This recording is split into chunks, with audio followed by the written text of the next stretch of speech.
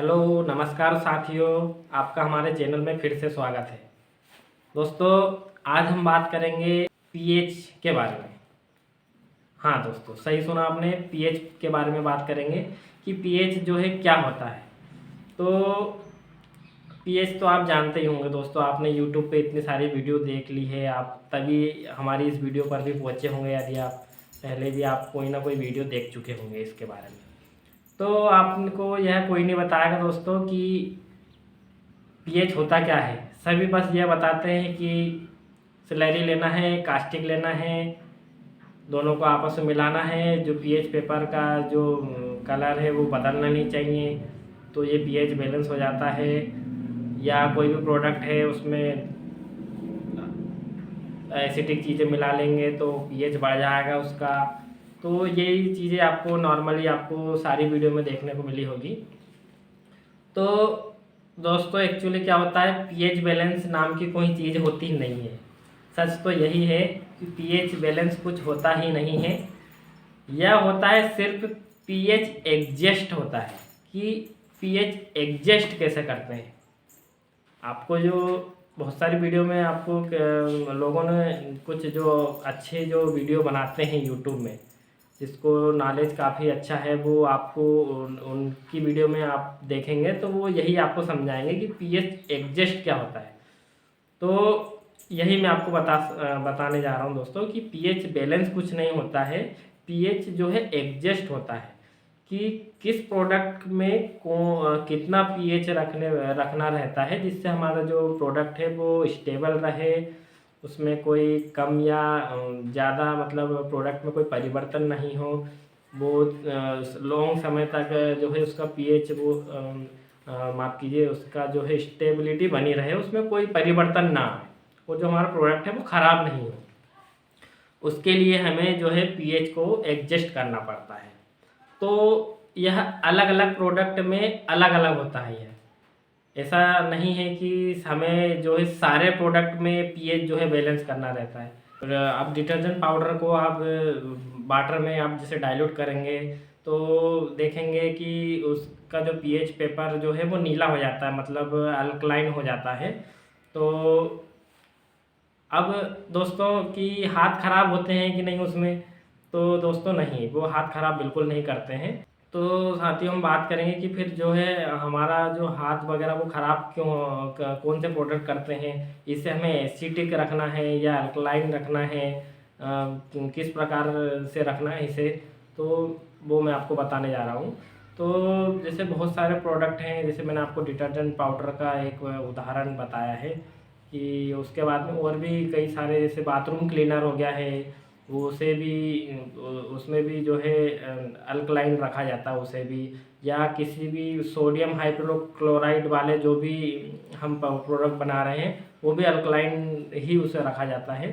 और बहुत सारे प्रोडक्ट जैसे डिश वॉश वगैरह हम बना रहे हैं, हैंड वॉश वगैरह बना रहे हैं, तो इससे हम थोड़ा सा अम्लीय रखते हैं। तो ऐसा क्यों होता है कि हमें इसे किसी को अल्कलाइन रखना पड़ता है, किसी को एसिडिक रखना पड़ता है। तो ऐसा इसलिए होता है साथियों कि सिंपल पीएच बैलेंस जो हम करते हैं वो जो डिशवॉश या जो भी प्रोडक्ट हम जिसमें हम एसिड स्लरी का इस्तेमाल कर रहे हैं और कास्टिक का इस्तेमाल कर रहे हैं, ये दो प्रोडक्ट को हम जिसमें भी इस्तेमाल कर रहे हैं, हमें सिर्फ उसे ही पीएच बैलेंस करना है, और उसका भी पीएच बैलेंस नहीं करना है, हमें उसका भी पीएच एडजस्ट करना है। तो साथियों, फिर इसका हम पीएच बैलेंस क्यों करते हैं? तो हमें इसका पीएच बैलेंस इसलिए करना पड़ता है कि जो एसिड स्लरी होती है, जो सल्फ्यूरिक एसिड जो होता है उसके अंदर, उसे हमें ख़त्म करने के लिए जो है कास्टिक का इस्तेमाल करना पड़ता है। और यदि हम कास्टिक कई वीडियो में आपने देखा होगा कि पीएच उसका हम 7 पर 8 पर ले आएंगे, 9 पर ले रख देते हैं या 5 पर रख देते हैं, तो उसके लिए हमें कास्टिक सोडे की मात्रा बढ़ानी पड़ती है। लेकिन यदि आप डिशवॉश में कास्टिक सोडे की मात्रा भी बढ़ाएंगे तो वहाँ पर आपको कास्टिक सोडा भी आपके हाथों को नुकसान करेगा। और यदि एसिड स्लरी की मात्रा हम थोड़ी ज़्यादा रख देंगे तो एसिड स्लरी आपके हाथों को नुकसान करेगी। तो उन दोनों के अंदर जो भी पार्टिकल है, हमें जो भी उसकी जो क्रिया होती है वो अपने हाथों को नुकसान नहीं पहुंचाए, इसके लिए इन दोनों प्रोडक्ट को न्यूट्रल किया जाता है ताकि ये हमारे हाथों को ख़राब नहीं करे। इसलिए इनका जो है pH 7 पर किया जाता है। तो अभी आप बोलेंगे कि जैसे हमें किसी प्रोडक्ट का pH हमें फिर जैसे बढ़ाना है या घटाना है तो हम कैसे करेंगे इसे। तो आप इसका जो pH है वो कास्टिक सोडे से नहीं बढ़ा घटाइए।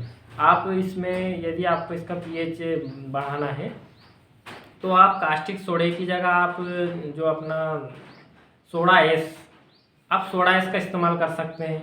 सोडा एस भी जो है आपका इसका pH वो है बढ़ा देगा और आपके हाथों को भी नुकसान नहीं पहुंचाएगा। और यदि और अपना जो प्रोडक्ट है वो और ज़्यादा थिक और गाढ़ा बनेगा। दूसरा, यदि आप इसका pH घटाना चाहते हैं तो इसके लिए आपको जो है साइट्रिक एसिड का इस्तेमाल करके आप जो इसका pH घटा सकते हैं। लेकिन पहले आपको जो है स्लरी और कास्टिक को न्यूट्रल करना बहुत ज़रूरी है।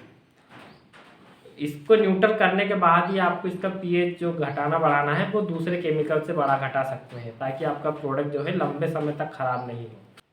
फिर दोस्तों आप बोलेंगे कि सर हम इसमें जैसे सोडा एस डालेंगे या साइट्रिक एसिड से इसका pH घटाएंगे बढ़ाएंगे तो क्या यह इसका pH तो बढ़ जाएगा घट जाएगा, फिर जो हमारे हाथों को नुकसान पहुंचाएगा या नहीं पहुंचाएगा।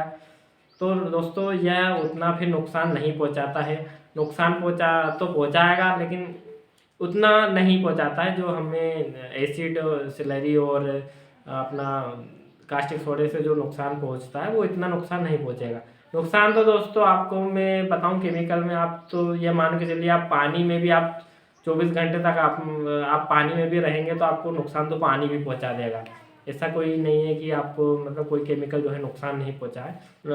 हमें जो नुकसान पहुंचाने की जो क्षमता है हम उससे कम कर सकते हैं, क्योंकि हर एक केमिकल की अलग डेंसिटी होती है कि यह कितने समय में हमें जो है नुकसान पहुंचाएगा, उसके लिए कितना समय हम इससे संपर्क में रहेंगे तो ये हमें नुकसान पहुंचाएगा। उसका हर केमिकल की अलग अलग होती है। लेकिन जो एसिड स्लरी और जो कास्टिक सोडा जो मैंने बताया आप यह बहुत ज़्यादा होती है। तो दोस्तों आपको अब इस वीडियो देखने के बाद में आपको पता चले गया होगा कि pH क्या होता है, pH बैलेंस क्या होता है। तो वही है दोस्तों कि pH बैलेंस नहीं होता है, pH एडजस्ट होता है। यह अलग अलग प्रोडक्ट में अलग अलग हमें जो है pH को एडजस्ट कर सकते हैं ताकि हमारा जो प्रोडक्ट है उसकी स्टेबिलिटी जो है बरकरार बनी रहे। तो दोस्तों इसके पहले यदि आपको यह जानकारी नहीं पता था तो हमें कमेंट्स बॉक्स में बिल्कुल बताइए कि आपको कुछ नया सीखने को मिला है। और यदि आपको वीडियो अच्छी लगी हो तो वही आपको फिर से चैनल को वीडियो को आप लाइक कर लीजिए, शेयर कीजिए और हमारे टेलीग्राम चैनल को भी ज्वाइन कर लीजिए। और दोस्तों यदि आपको कुछ भी समस्या आती है किसी भी चीज़ से संबंधित तो आप बिल्कुल हमें टेलीग्राम पर भी मैसेज करके आप हमसे जानकारी प्राप्त कर सकते हैं। तो दोस्तों इसी के साथ मिलते हैं अगली वीडियो में, जब तक के लिए धन्यवाद।